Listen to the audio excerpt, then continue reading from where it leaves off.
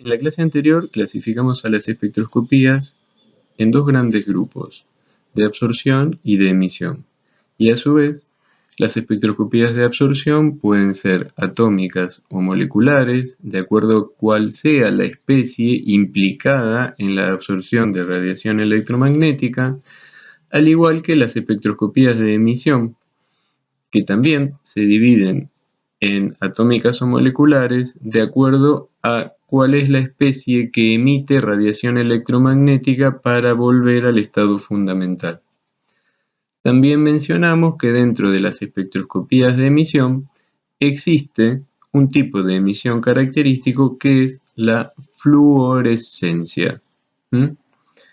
Ahora bien, los equipos para medir las diferentes espectroscopías tienen una serie de componentes instrumentales dentro de los cuales muchos son comunes para todas las espectroscopías.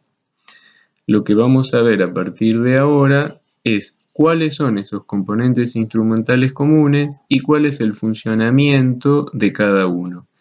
Y más adelante vamos a adentrar en cuáles son los requisitos para que puedan ser utilizados en cada una de las diferentes espectroscopías. La fuente estable de energía radiante es la que va a proporcionar la radiación electromagnética para que los átomos o las moléculas la absorben y pasen a un estado superior.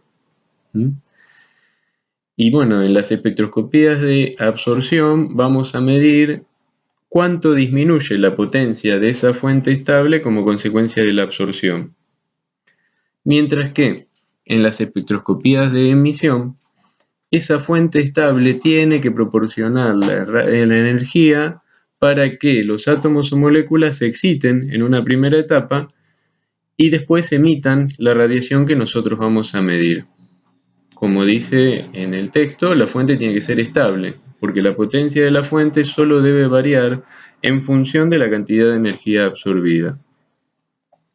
Otro componente común es el recipiente para contener la muestra. Ahí dice que el recipiente tiene que ser transparente, porque la idea es que la potencia de la fuente de energía solo varíe como consecuencia de la absorción de la radiación por los átomos o las moléculas. Si el recipiente también absorbe, entonces tendríamos otra fuente de variabilidad. Después está un dispositivo que aísle una región restringida del espectro. Y bueno, como nosotros sabemos, la absorción de la radiación y la emisión se van a producir a longitudes de onda definidas. Entonces, este dispositivo tiene que aislar esa región a donde se produjo el fenómeno que nosotros queremos medir.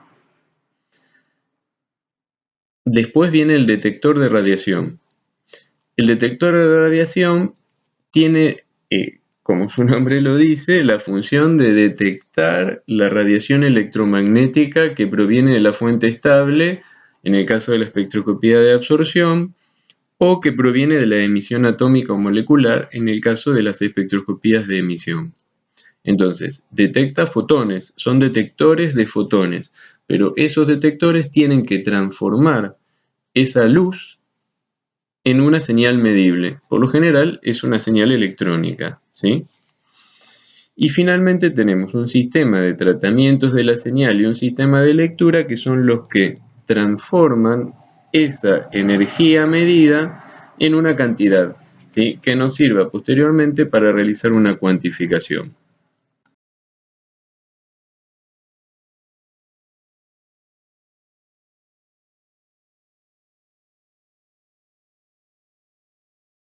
¿Cómo se ordenarían todos estos componentes instrumentales en una espectroscopía de absorción atómica? Ahora bien, la fuente estable de radiación en una espectroscopía de absorción atómica tiene que ser de tipo monocromática. Como vamos a ver después, las fuentes pueden ser monocromáticas o policromáticas. En el caso de la absorción atómica es necesario que la fuente estable de radiación sea monocromática. Posteriormente a la fuente de radiación sigue el recipiente transparente para contener la muestra. Como ven, recipiente lo pusimos entre comillas porque no es un recipiente verdadero. Como se puede ver en el dibujito de abajo a la izquierda, el recipiente para contener a los átomos no es otra cosa que la llama o por ahí el horno de grafito, de acuerdo al tipo de atomizador que vemos y que más adelante vamos a explicar. Pero no existe un recipiente verdadero, porque la muestra está en forma de vapor atómico y no está contenida en un espacio delimitado, sino que se encuentra dentro de la llama. Posterior a eso sigue el selector de radiación. ¿Sí? Acá, como la fuente de radiación es monocromática, no necesito un selector de radiación para seleccionar la luz de la fuente, sino que lo que busco acá es otra cosa, es evitar tener una serie de interferencias que pueden estar produciéndose en la absorción atómica debido a la llama o debido a la emisión continua que después vamos a especificar. Sigue después el detector y finalmente el sistema de tratamiento de datos. Como pueden ver abajo a la izquierda, hay un diagrama muy simplificado de los nombres que pueden ir tomando estas diferentes partes del equipo para esta espectroscopía específicamente de absorción atómica, donde tenemos una lámpara de radiación monocromática, que ahí le pusieron el nombre de lámpara de cátodo hueco, aunque existe otro tipo de lámparas. La introducción de la muestra se puede dar en este tipo de espectroscopía a través de una nebulización y un quemador en llama. Ese recipiente donde porta la muestra sería la llama, como dijimos antes. Después viene el monocromador, el detector, que ahí le pusieron nombre, también lo llaman tubo fotomultiplicador, como después vamos a explicar, y finalmente la electrónica de lectura.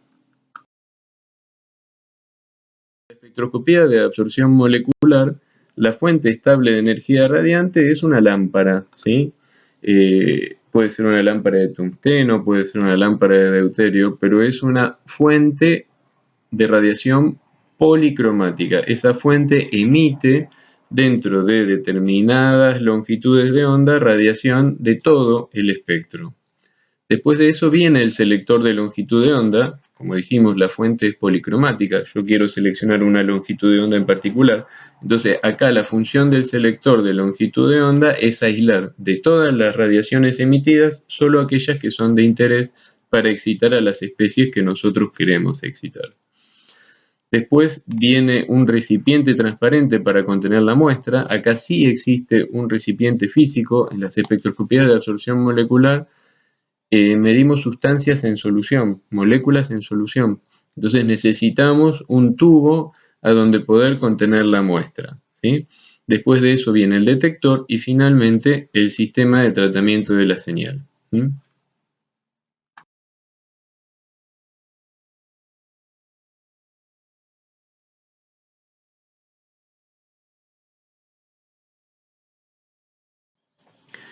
En el caso de de las espectroscopías de emisión atómica, la gran diferencia es que no necesariamente se necesita tener una fuente estable de energía radiante como fuente de excitación.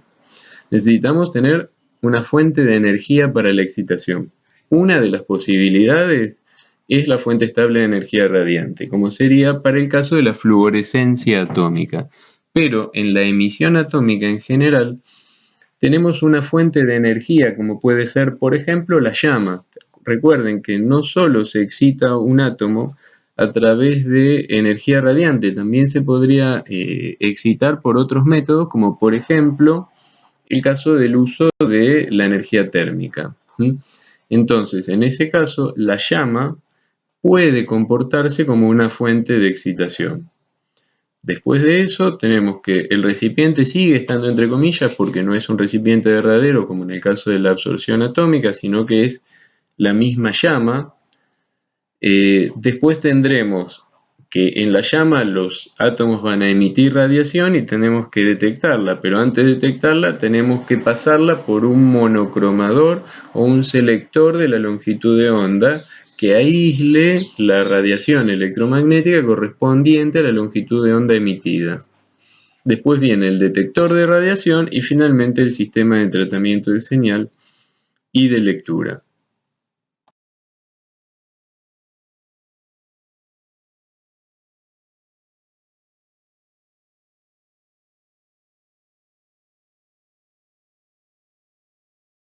En la espectroscopía de emisión molecular, que sería la espectroscopía de fluorescencia o fosforescencia, tenemos nuevamente la fuente estable de energía irradiante. Ahora bien, el selector de radiación, el selector de longitud de onda, en este caso va a duplicar, porque vamos a necesitar dos selectores de radiación. El primero va a tener la función de seleccionar la radiación de la longitud de onda adecuada para que ocurra la excitación molecular. Entonces, esa radiación provoca la excitación de la muestra que se encuentra en el recipiente transparente y posteriormente a eso, la muestra va a emitir radiación o fluorescencia o fosforescencia. Después la queremos detectar. Para eso vamos a necesitar, primero, seleccionar la radiación emitida de la longitud de onda adecuada. Por eso vamos a necesitar un segundo selector de radiación que aísle la región espectral a donde se encuentra la longitud de onda correspondiente a la emisión de radiación. Después vendrá el detector y finalmente el sistema de tratamiento de datos. Una particularidad, como se puede ver en ese angulito de 90 grados, es que para que se detecte únicamente la radiación emitida, hay que hacer un arreglo instrumental que incluya una geometría particular donde entre el selector de radiación inicial, el recipiente transparente para contener la muestra y el detector de la radiación emitida debe existir un ángulo de 90 grados para evitar que el selector de la radiación emitida detecte a la radiación excedente de la fuente estable de energía radiante. Medio complejo, lo dije, pero la idea es esa, que en el detector final solo llegue la radiación emitida y no la radiación en exceso de la fuente estable de energía radiante. Por lo tanto, con un arreglo de 90 grados se logra, o es una de las formas de evitar que esa radiación llegue al sistema de detección. Como dijimos, la fuente de radiación es la que va a proporcionar la energía tanto para que las moléculas como los átomos se exciten pasando a un estado energético electrónico de mayor energía. Entonces, esa fuente tiene que tener la característica de presentar una potencia estable durante periodos de tiempo razonable, porque la variación en su potencia solo debe deberse a la absorción de energía por átomos o moléculas. Podemos diferenciar a las fuentes de radiación en fuentes continuas y fuentes de líneas. Las fuentes continuas son las que proporcionan radiación dentro de un intervalo definido del espectro y particularmente nos interesan las que proporcionan radiación dentro del espectro ultravioleta cercano y visible, que son las regiones del espectro donde se van a producir las interacciones entre las moléculas y los átomos que nosotros vamos a medir en estas espectroscopías. Si trabajáramos en una espectroscopía infrarroja, nos interesaría que la fuente emita en el infrarrojo. Como se ve, existen algunas que lo hacen. Dentro de las fuentes también tenemos a las fuentes de líneas, donde están las lámparas de cátodo hueco, las lámparas de descarga sin electrodos y donde están los láseres. Las fuentes de línea son fuentes puntuales que emiten radiación a longitudes de onda específicas del espectro. ¿Sí? Así que esas son las que se van a utilizar en las espectroscopías atómicas. Ahora bien, la espectroscopía que sigue directamente a esta es la espectroscopía de absorción molecular ultravioleta visible y las espectroscopías de emisión molecular o fluorescencia. Hay ciertas particularidades de las fuentes de radiación para esas dos espectroscopías, a donde ahí se van a usar fuentes continuas, ¿sí? fuentes continuas. Como vimos, la fuente emite todas las longitudes de onda dentro de un rango determinado y nosotros vamos a necesitar posteriormente un selector de longitud de onda para aislar la que nosotros queremos usar para excitar a nuestra molécula en particular. Entonces, es una fuente continua, es estable, como ya lo dijimos, y la potencia no tiene que cambiar bruscamente en un intervalo considerable de longitudes de onda. Es decir, a las diferentes longitudes de onda que emite, la potencia no debe ser demasiado diferente entre sí. ¿Está bien? Bueno, a la diapositiva anterior podemos agregar que para fuentes continuas tenemos una serie de ejemplos comunes que, si bien estaban en la diapositiva anterior, podemos hablar que la lámpara de deuterio es una fuente más común de radiación en el ultravioleta, en el rango ultravioleta. Como se podía ver en la diapositiva anterior, esa fuente emite en el rango ultravioleta. Después, la lámpara de filamento de wolframio de tungsteno emite en el espectro visible. De hecho, en los espectrofotómetros ultravioleta visible suelen combinarte estas dos lámparas. Usar una lámpara de deuterio para el rango ultravioleta y una lámpara de tungsteno para el rango visible. Después están las lámparas de arco. Las lámparas de arco, ahí van a ver que está la lámpara de arco de argón, de xenón, de mercurio, de alta presión. Estas lámparas, como vamos a ver después, tienen que ver con el principio de emisión de un cuerpo negro. ¿Se acuerdan de aquella que hablamos en la clase anterior? De los sólidos que cuando son calentados hasta la incandescencia emiten radiación dentro de un intervalo de longitudes de onda que tiene más bien que ver con el visible. Pero eso depende del tipo de elemento que esté implicado en la producción de esa lámpara. Y la característica que tienen en común es que tienen muy elevada intensidad, mucha más intensidad que las que vimos que la de deuterio y la de filamento de wolframio. Por eso son un poco más caras, pero se usan en los casos donde se necesitan elevada intensidad. Después están las lámparas de líneas. Dentro de las lámparas de líneas, si bien estas las vamos a ver cuando veamos absorción atómica, porque se utilizan para eso, tenemos las lámparas de cátodo hueco y lámparas de descarga sin electrodos, y también están los láseres. Los láseres, si bien el láser es una sigla, que ahí la encuentran desarrollada, y tiene la propiedad de emitir haces de radiación de una longitud de onda única y con elevada intensidad. El ancho de banda es muy estrecho, ¿sí? Y la radiación que emiten es coherente. ¿Se acuerdan que la clase pasada definimos a la radiación coherente? Bueno, el láser es una de las fuentes que cumple con esas características. Pero bueno, lo que tiene también es que son de muy elevada intensidad.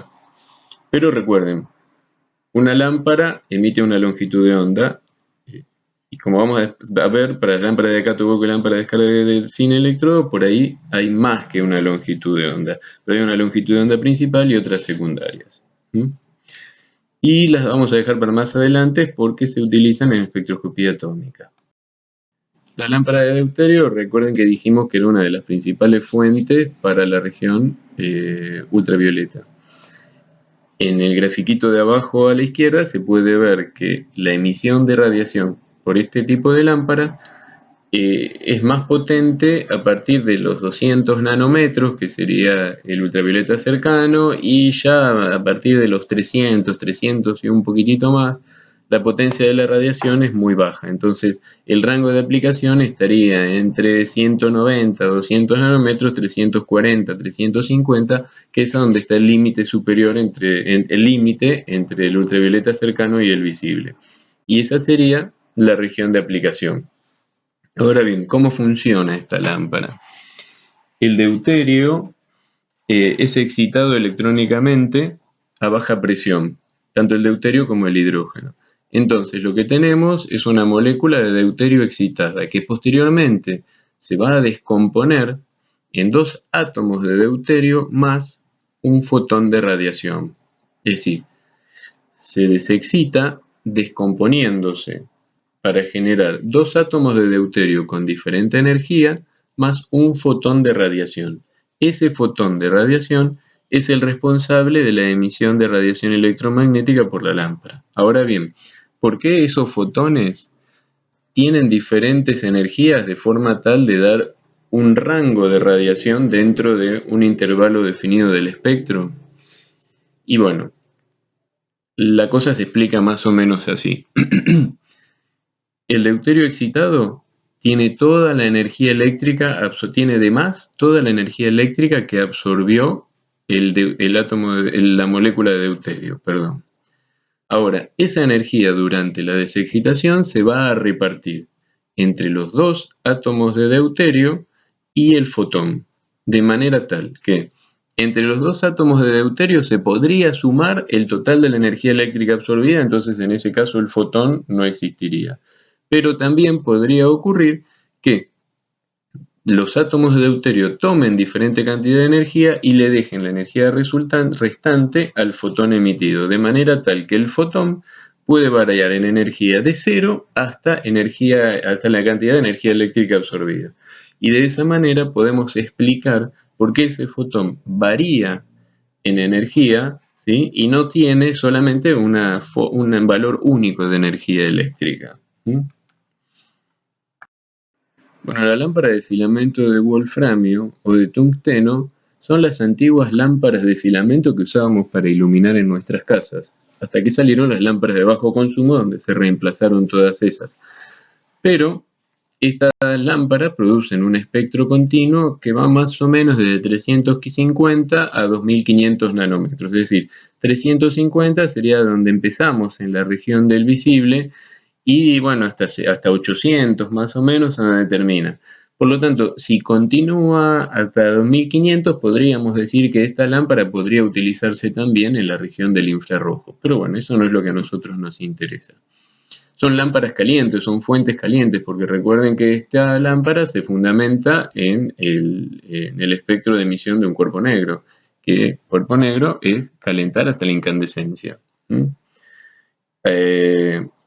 Lo que tienen es un tiempo de vida media bastante limitado, pero se vio que insertando un halógeno, como por ejemplo el yodo, puede incrementarse el tiempo de vida media porque se forma entre el wolframio y el yodo un compuesto que al chocar contra el filamento caliente se descompone y el tungsteno o wolframio vuelve a depositarse otra vez en el filamento, incrementando el tiempo de vida media. Respecto de la lámpara de arco de xenón, bueno, lo que tienen estas lámparas en particular es que son muy potentes, ¿sí? Son muy potentes. El espectro que generan va entre 200 y 1000 nanómetros, así que tiene una emisión completa en todo el espectro. Pero bueno, son más complejas de fabricar, son más caras, entonces este tipo de lámparas de arco se utilizan únicamente cuando se requieren potencias muy elevadas de radiación, como por ejemplo en el caso de la fluorescencia.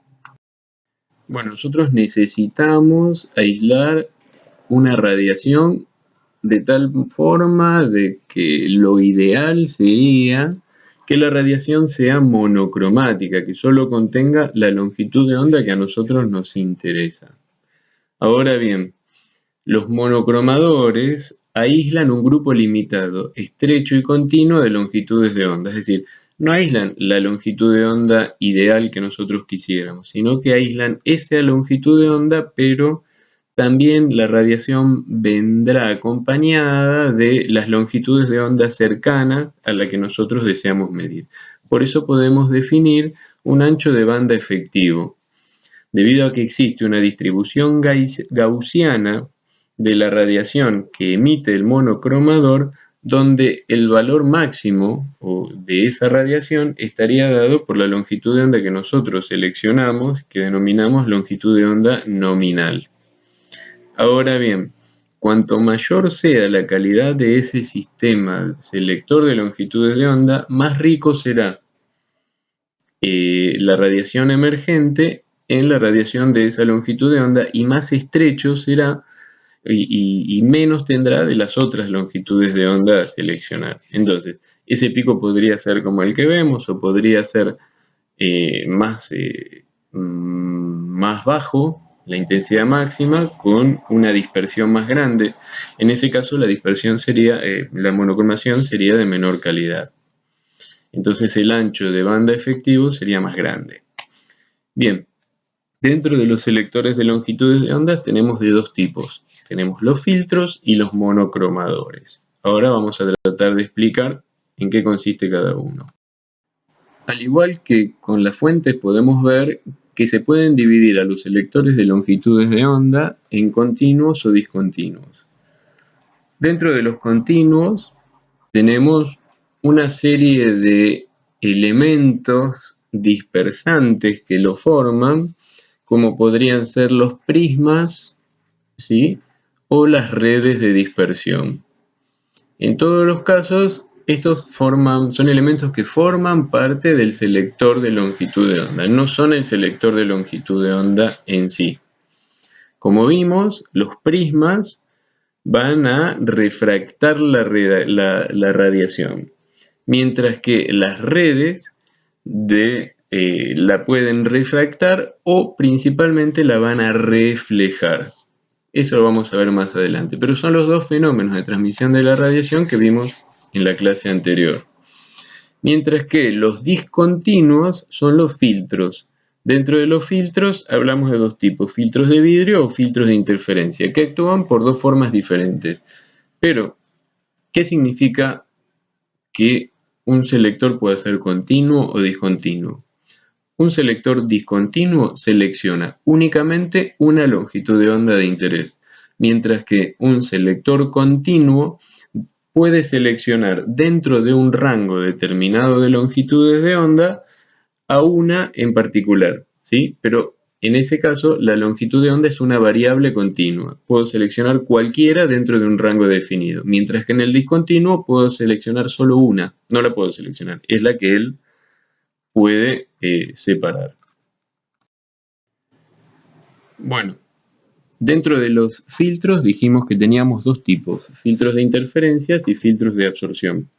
Los filtros de interferencia se pueden utilizar tanto en la región ultravioleta visible y parte del infrarrojo, mientras que los filtros de absorción solo se limitan a la región visible. Ahora cuando expliquemos su funcionamiento, nos vamos a dar cuenta por qué.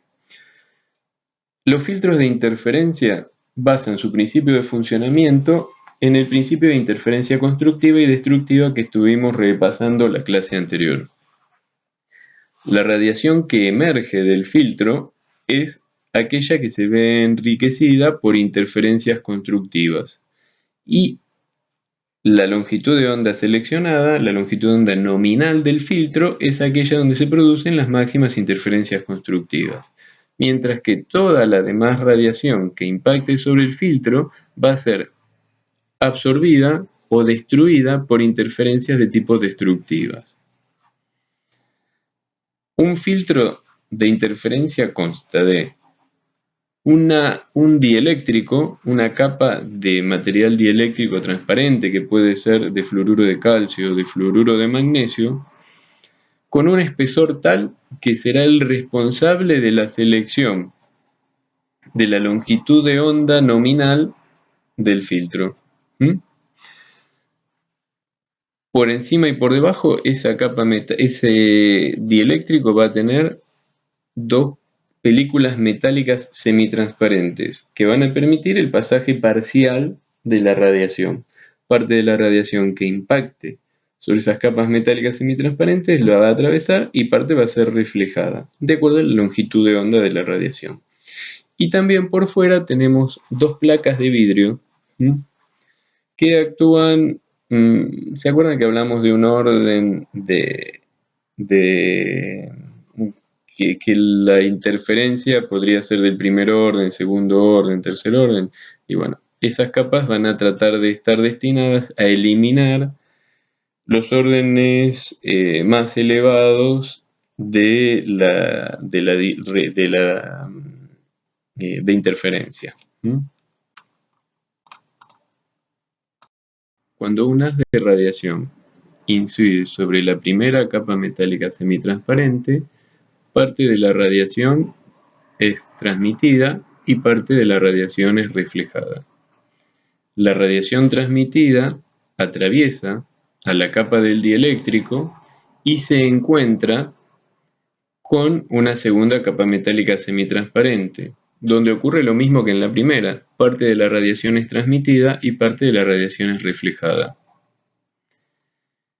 Si ahora hablamos de la radiación reflejada, esa radiación reflejada va a chocar nuevamente con la primera capa metálica semitransparente. Y ahí es donde se va a encontrar con los nuevos haces de radiación que están entrando en el filtro. Ahora bien, si el espesor del filtro es tal que el camino recorrido por el haz reflejado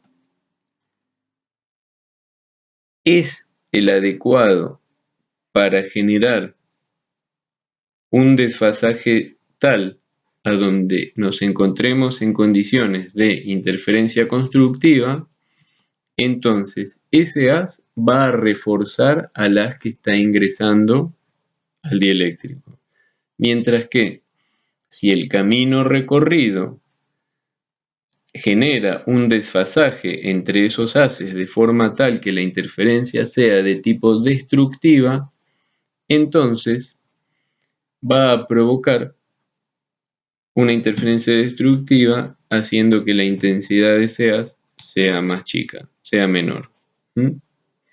Como dice el texto, la condición de refuerzo para interferencia constructiva estaría dada por n, por la longitud de onda en el medio dieléctrico, y está dada por 2 veces T, donde T es el espesor del dieléctrico sobre el coseno del ángulo de refracción de esa radiación. ¿Sí? Como podemos ver, la longitud de onda en el dieléctrico está relacionada con la longitud de onda en el aire a través del índice de refracción y se puede reemplazar en la ecuación de manera tal que quede en función del índice de refracción. Lo importante desde acá es que el espesor del dieléctrico es el que define la longitud de onda que se va a seleccionar por ese tipo de filtro. Cuando evaluamos a un selector de longitud de onda respecto de la calidad de la monocromación, entonces hay algunos parámetros por los que nos guiamos, como serían, por ejemplo, la longitud de onda de los picos de transmitancia, es decir, la longitud de onda nominal, la que nosotros queremos seleccionar. Evaluamos también el porciento de radiación incidente transmitida del pico, es decir, de la longitud de onda que nosotros queríamos seleccionar, de toda la potencia que le llegó, cuánto lo atravesó, porque parte de la radiación que nosotros queremos detectar también se puede llegar a perder durante el proceso de selección. Y el ancho de banda efectiva, que ya lo mencionamos. Ahora bien, respecto de este tipo de filtros de interferencia, vamos a ver cómo varían estos parámetros. Vimos que un filtro selecciona una longitud de onda sola. Así es que cada filtro va a seleccionar una longitud de onda. Necesitaríamos en un equipo tantos filtros como longitudes de onda pensáramos usar para la medición. Después, respecto del ancho de banda efectiva, lo que podemos ver que los filtros de interferencia son muy buenos respecto de este parámetro. Fíjense que los anchos de banda efectiva están dados en más o menos 45 Armstrong, 15 Armstrong. En este caso recuerden que un Armstrong es igual a 10 a la menos 10 metros, que sería sería exactamente 0,1 nanómetros. Si hablamos de 45 Armstrong, estamos hablando de un ancho de banda efectiva de 4,5 nanómetros. Y si hablamos de 15 Armstrong, estamos hablando de 1,5 nanómetros. Estamos diciendo entonces que la calidad de monocromación respecto del ancho de banda efectiva es muy bueno para los filtros de interferencia.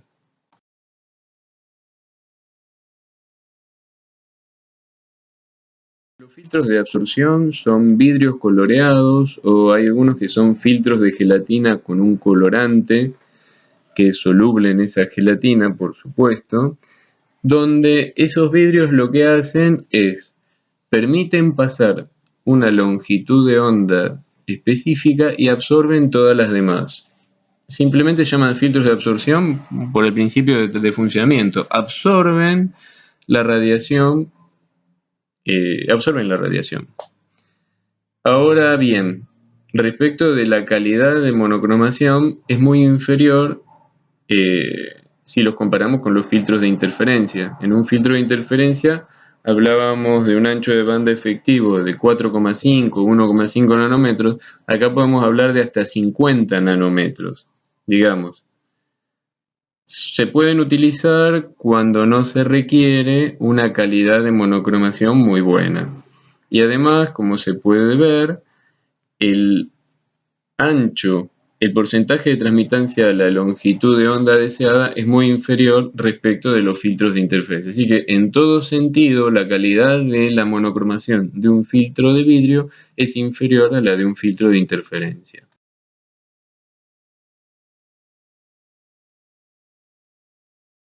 Esta foto trata de mostrar eso que hablábamos antes, de que para cada longitud de onda que yo necesito utilizar el equipo, voy a tener que colocar un filtro en particular. Entonces, se van desplazando los filtros del equipo de acuerdo a la longitud de onda que voy a medir. Pero una longitud de onda seleccionada, un filtro determinado. Tantos filtros como longitudes de onda voy a necesitar medir en ese equipo. Los monocromadores, como dijimos, son los selectores de longitud de onda que son continuos, es decir, se pueden elegir distintas longitudes de ondas. El principio de monocromación tiene que ver con elementos dispersantes de la radiación que están involucrados en el proceso. En el primer caso, el elemento dispersante es una red de reflexión, una red de difracción o de reflexión. ¿Sí? Ojo, porque no todas las redes actúan por reflexión. También algunos pueden actuar por refracción. Pero las que vamos a ver todas son por reflexión. En ambos casos el fenómeno se denomina difracción. Es un poco confuso, pero es así. Mientras que otro tipo de elemento dispersante puede ser un prisma, donde en el prisma, como vimos, la radiación se va a refractar. Y bueno, el principio en los dos casos es el mismo. La radiación incidente es una radiación de tipo policromática. Y tanto por la reflexión como por la refracción, la radiación se va a separar por longitud de onda, porque recordemos que los dos fenómenos, de acuerdo a la longitud de onda de la radiación, el ángulo de reflexión o de refracción va a ir variando. Entonces, este principio nos sirve para descomponer una luz blanca de acuerdo a las características de la radiación, separándolas de acuerdo a la longitud de onda. Acá hay dos diseños que son los más habituales. En el caso del monocromador de red de reflexión, ese modelo es el modelo de red de Cerny-Turney. Mientras que en el caso del prisma tenemos el modelo de monocromador de prisma de Bunsen. Todos los monocromadores presentan una serie de componentes comunes. En primer lugar está la rendija de entrada, que va a proporcionar una imagen óptica rectangular. Después tenemos lentes colimadoras o espejos cóncavos, que producen una haz paralela de radiación y hacen que esa radiación se dirija al elemento dispersante. En el elemento dispersante se produce la dispersión de la radiación en sus longitudes de onda individuales y se vehiculiza, ahora sí, a un nuevo espejo cóncavo o lente colimadora que forma nuevamente la imagen de la rendija de entrada y la enfoca en la superficie del plano focal. En el plano focal se encuentra la rendija de salida, donde la rendija de salida lo único que hace es aislar la banda espectral deseada. ¿Sí? ¿Cómo hacemos para seleccionar una longitud de onda? ¿Cómo hacemos para cambiar la longitud de onda nominal? Y moviendo el elemento dispersante.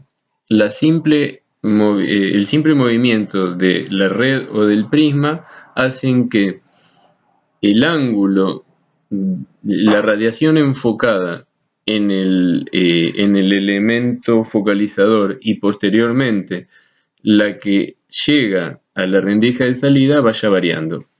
Entonces, de esa manera se pueden seleccionar distintas longitudes de onda.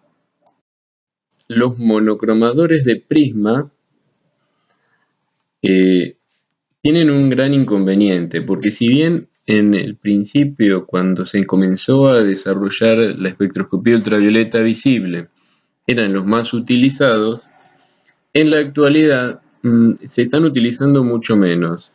Primero porque los prismas son caros. Se necesitan prismas de materiales que no absorban la radiación. Entonces el prisma tiene que ser de cuarzo, salvo para el visible donde podría llegar a ser de vidrio. Pero ya es un material bastante caro. Y segundo, que como se puede ver en el esquemita de la derecha, los prismas no generan una dispersión lineal de la radiación.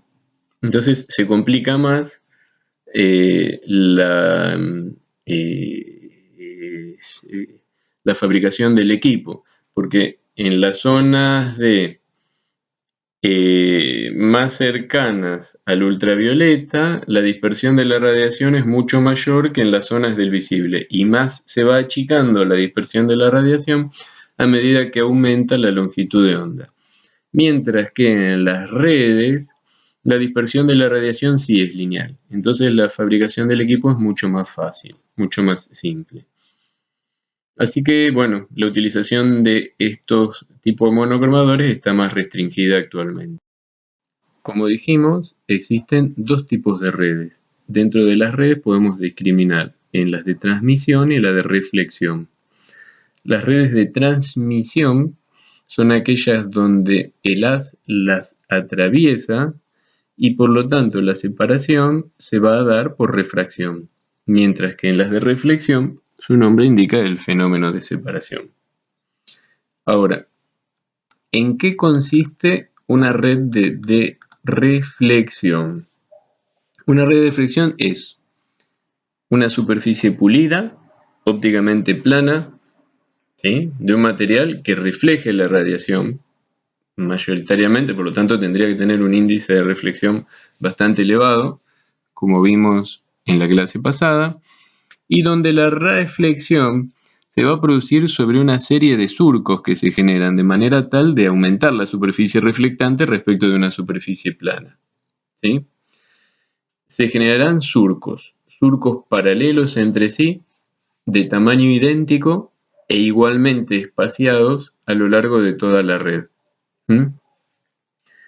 Lo que se vio es que para el ultravioleta y visible, entre 300 y 2000 surcos por milímetro, se consigue una buena separación de las longitudes de onda, mientras que para el infrarrojo se requieren menos, ¿sí? Es decir, la calidad de la separación dependerá del número de surcos, que a su vez está relacionada con la región del espectro en la que uno va a trabajar. Inicialmente era muy difícil hacer una red de reflexión porque se hacían en forma manual. Los surcos se grababan sobre un metal en forma manual y por lo tanto era un trabajo bastante arduo y complicado de hacer. En la actualidad, lo que se hace es elaborar una red patrón a través del grabado de estos surcos paralelos mediante el uso de un láser en un material. Y después se generan redes réplica que se hacen con una resina líquida a través del moldeado con una red patrón. Y después, esa resina líquida, una vez que se solidifica, se cubre con una superficie, se hace a la superficie reflectante a través del agregado de una capa metálica, como puede ser aluminio, oro, platino. cualquiera de los tres o algún otro. Entonces, eso abarató muchísimo la construcción de las redes réplica. Acá hay un ejemplo. En el caso de la red en escalerilla, se puede ver que cada una de las caras donde se produce la reflexión son las caras más anchas. Entonces, cada una actúa como una fuente puntual de reflexión. Lo que va a ocurrir es que los haces reflejados en determinado momento se van a cruzar entre sí. En ese momento lo que puede ocurrir es que exista una interferencia constructiva o una interferencia destructiva. ¿De qué depende? Y de la diferencia entre los caminos recorridos. Esencialmente, la diferencia entre los caminos recorridos tiene que ver con la distancia en los puntos de reflexión, ¿sí? Que sería en el gráfico, está graficado como el segmento B entre el punto A y B, ¿sí? Y se puede ver que la ecuación de máxima interferencia constructiva estaría dada por n, que sería el orden de interferencia por la longitud de onda, y eso es igual a d multiplicado por el seno del ángulo de incidencia más el seno del ángulo de reflexión. Lo que busca es cuantificar esa diferencia en los caminos recorridos, que es dependiente de la longitud de onda. En el caso de que la diferencia sea suficiente para producir un desfasaje tal que genere interferencia destructiva, esa radiación se va a perder. Mientras que si el desfasaje es tal que provoca una interferencia constructiva, la radiación se va a enriquecer en esa longitud de onda.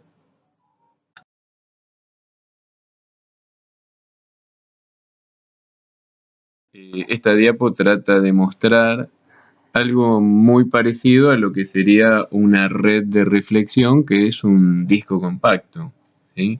También tiene una serie de surcos paralelos. El inconveniente, diferencia con una red de las que hablábamos nosotros, es que todos esos surcos tienen que ser rectos y paralelos y no circulares.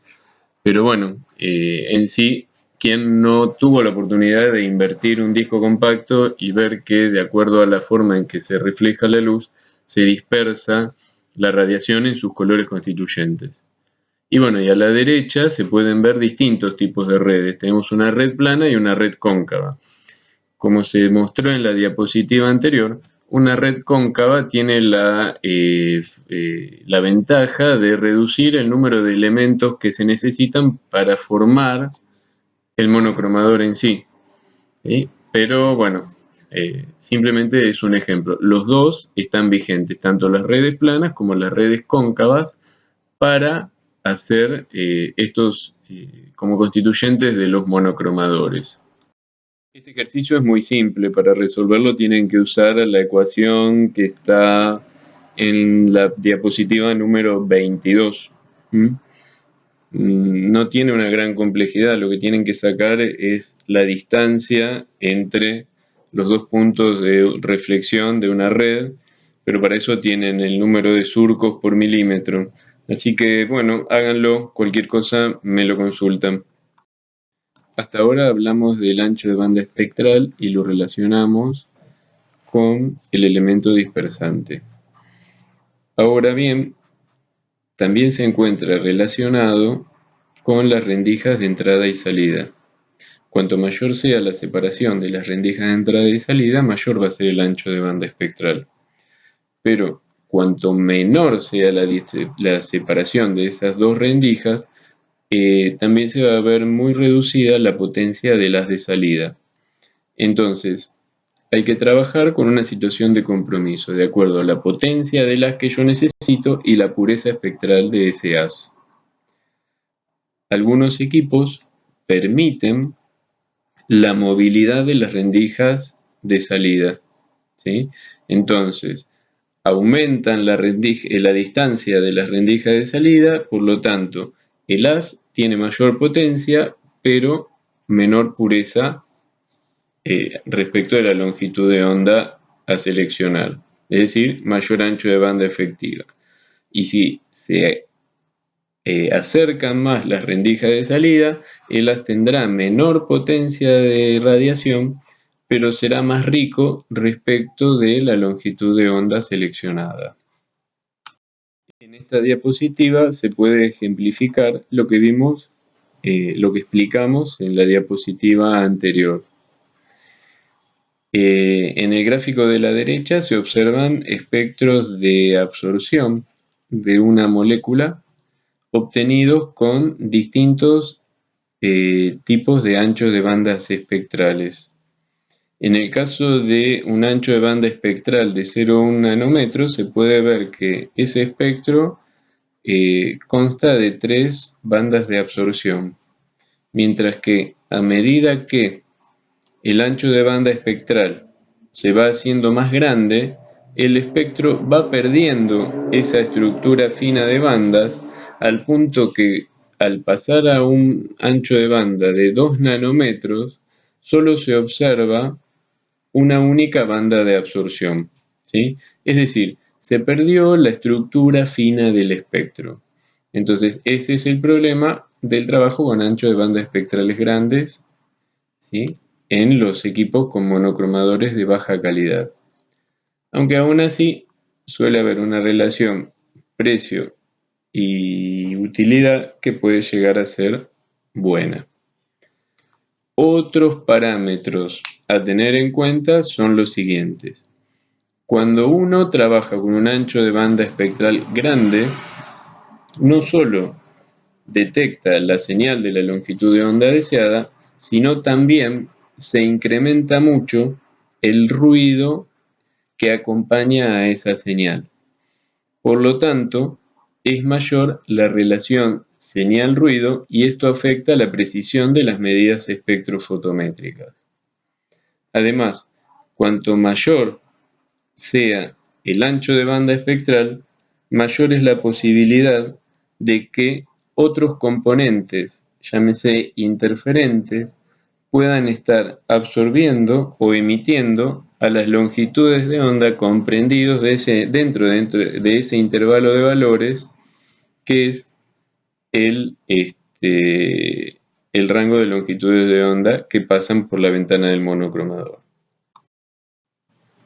Dentro de los recipientes portamuestras, ya hablamos que deberían ser recipientes transparentes, ¿sí?, para que la radiación los atraviese sin ser afectada. Bueno, esto sería idealmente, pero no siempre pasa en la realidad.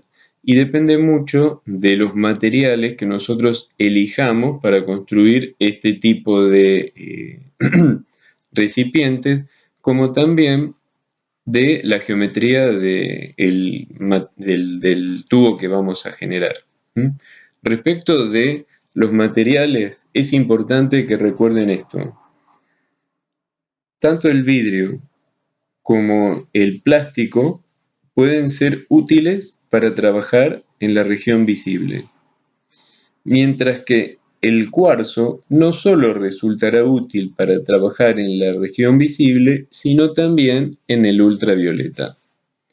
Una explicación de esto ya la vimos cuando hablamos de las curvas de dispersión refractiva de los materiales. Y vimos que el cuarzo presentaba dispersión refractiva normal tanto en la región del ultravioleta como en la región del visible, lo que indica que el cuarzo no está absorbiendo radiación en ninguno de esas zonas del espectro.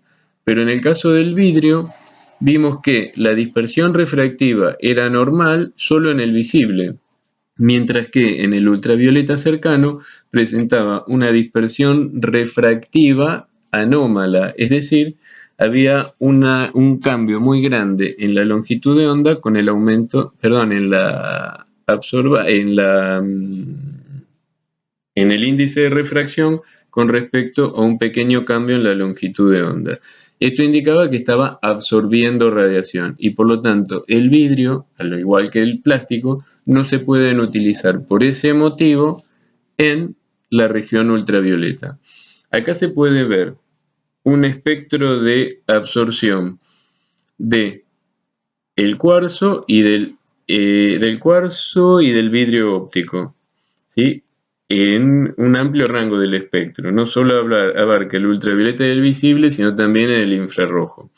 Lo que se ve es que el cuarzo tiene una transmitancia prácticamente constante en el ultravioleta y en el visible, mientras que el vidrio en el ultravioleta tiene una transmitancia prácticamente nula, no se ve, de hecho, hasta llegar cercano a los 300 nanómetros, donde aumenta rápidamente y se mantiene constante solo en la zona del visible. Tanto esto como lo que hablamos recién de el índice de refracción de los dos materiales sirven para explicar la utilidad de esos materiales en las diferentes, para construir recipientes en las distintas zonas del ultravioleta visible. Bueno, cuando construimos este tipo de recipientes, lo que buscamos es que la radiación lo atraviese solo, todo, lo máximo posible. Pero recuerden que vimos que siempre que una radiación impacta sobre una superficie, parte de la radiación se refleja y parte de la radiación se transmite. Nosotros queremos reducir al máximo la reflexión de la radiación. Por lo tanto, usamos materiales adecuados, como vimos antes, pero además tenemos que trabajar con la geometría más adecuada para que eso también ocurra. Y en este caso, la geometría más adecuada son estas ventanas perfectamente perpendiculares a la dirección del haz para minimizar pérdidas, ¿sí? Como se ve, hay una serie de tubos que sirven como recipientes y donde se ve que todas las caras son paralelas entre sí, ¿sí? Y otro fenómeno que tiene que ver es el fenómeno de la limpieza. La limpieza no está asociada a la refracción ni a la reflexión, sino que se encuentra asociada a la dispersión. Si nosotros tenemos una higiene deficiente, al menos en forma exterior, de esas cubetas, es probable que si hay partículas de grasa o partículas sólidas que estén ensuciando la superficie por lo que va a atravesar la radiación, esa radiación incida sobre esa superficie y parte de esa radiación se refleje. Por lo tanto, disminuye la potencia del haz que llega al detector, no por absorción inespecífica, no por absorción, sino por reflexión. Pero bueno, el equipo no detecta estas diferencias. Además del tipo de material que necesitamos utilizar para que la radiación sea transmitida lo más posible y no exista reflexión, lo que también tenemos que hacer es generar la geometría más adecuada de esa superficie para reducir la reflexión. Anteriormente se usaban tubos de hemólisis, los que le llaman tubos de hemólisis, que son tubos con forma cónica. Esa superficie tiene un gran poder reflectante. Y hoy en día lo que se usan son tubos con caras paralelas entre sí y que se ubican en el espectrofotómetro de forma tal que esas caras queden perpendiculares respecto a la dirección del haz de radiación. De esa manera se reduce la posibilidad de reflexión. Otro factor a tener en cuenta es la limpieza de las superficies de las cubetas. En el caso de la limpieza no se relaciona con la reflexión de la radiación. Particularmente se estaría relacionando con la dispersión de la radiación, que también es un fenómeno que vimos en la primera clase. ¿De acuerdo? Cuando una radiación se enfrenta a una superficie transparente, parte de esa radiación puede refractarse, parte puede reflejarse y en caso de que existan partículas en suspensión, por ejemplo, puede ocurrir una dispersión de la radiación. En este caso, imaginen que tocamos que una partícula sólida se deposita sobre la superficie del vidrio donde va a atravesar la radiación, puede actuar como elemento dispersante. Las partículas de grasa, de tocarlos con las manos, o partículas sólidas del aire pueden llegar a producir esa dispersión. Por lo tanto, es necesaria la higiene o la limpieza de las superficies de esos tubos. A los detectores les llega la radiación después de haber atravesado la muestra. Y esos detectores lo que tienen que hacer es transformar a los fotones en una señal medible, que es una señal eléctrica medible, ¿sí? Respecto de las propiedades de los detectores, decimos que estas propiedades son ideales porque serían las deseables para todo detector. Aunque ninguno las cumple a todas, podemos decir que, bueno, se entiende por qué elevada sensibilidad es una propiedad ideal, porque a mayor sensibilidad de la detección, mayor sería la posibilidad de diferenciar entre dos concentraciones próximas. Elevada relación señal-ruido, y sí, yo quiero tener una elevada relación señal-ruido para estar seguro de que estoy cuantificando la señal específica de mi analito y no me estoy confundiendo con el ruido de fondo del equipo. Respuesta constante en un intervalo considerable de longitudes de onda. Y sí, está bien, porque convengamos que la radiación que van a detectar no es únicamente monocromática, sino que puede tener diferentes participaciones de otro tipo de radiación y yo quiero que para todo tener la misma respuesta del detector. Tiempo de respuesta rápido, sí, bueno, es más que lógico. La señal de salida igual a 0 en ausencia de iluminación. ¿Qué quiere decir? Señal de salida igual a 0 en ausencia de iluminación y tiene que ver con que hay señales o luces a las que se llama luz espúrea. La luz espúrea es aquella que sale del monocromador y que tiene longitudes de onda diferentes a las seleccionadas. ¿Sí? Estos forman parte del ruido del monocromador, no del ruido eléctrico. ¿Sí?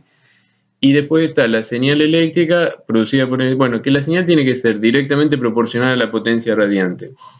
Si en ausencia de iluminación la señal es igual a 0, entonces la señal estaría dada por una constante multiplicada por la potencia del haz, ¿sí? Perdón, por la concentración, por la potencia del haz. Entonces ahí tendríamos que sería una recta con pendiente positiva y ordenada al origen 0, pero puede haber, como dijimos, una pequeña señal en ausencia de iluminación, que eso hace que esa recta pase a ser una recta también con pendiente positiva, pero con una ordenada al origen distinta de 0, y debe ser tenido en cuenta. Dentro de los tipos de detectores podemos dividirlos en dos grandes grupos. Están los detectores de fotones y los detectores térmicos. Los que nosotros vamos a utilizar son detectores de fotones, porque los detectores térmicos sirven para, como se puede ver en el gráfico, más bien para otro tipo de espectroscopía como la infrarroja. Dentro de la espectroscopía ultravioleta visible se encuentran los detectores de fotones, que son los que vamos a ver o tratar de explicar de ahora en más. Las placas fotográficas ya son muy antiguas, no se usan. Los fotomultiplicadores se siguen usando, al igual que los fototubos. Y los más nuevos son los fotodiodos de silicio y los detectores de transferencia de carga. Este gráfico nos permite comparar los distintos detectores respecto de varias cosas. Entre otras pueden ser las propiedades generales de los detectores, como por ejemplo la elevada relación señal-ruido, que se puede ver que A y B son los que presentan mayor respuesta eh, en respecto de todos los del grupo, ¿sí? Después también podemos hablar de la respuesta constante en un intervalo de longitudes de onda. Ahí se puede ver que el tubo fotomultiplicador, que es el que presenta mayor relación señal-ruido, solamente tiene una respuesta constante en el intervalo del visible, muy poco en el ultravioleta cercano, pero que esa respuesta es bastante variable, no es muy constante que digamos. En el caso de la célula de conductividad es la que mayor constancia de respuesta presenta, pero que es el G en el gráfico, pero no nos es de mucha utilidad porque esa respuesta se ve en el infrarrojo y no en el ultravioleta visible. La célula fotovoltaica, por ahí, a pesar de su baja señal, tiene una respuesta un poco más constante. Pero en ese caso se puede ver que la respuesta constante en intervalo de longitud de onda no es muy buena para ninguno de los detectores. Y bueno, los detectores de calor decimos que los sacamos porque son los que solo sirven para el infrarrojo.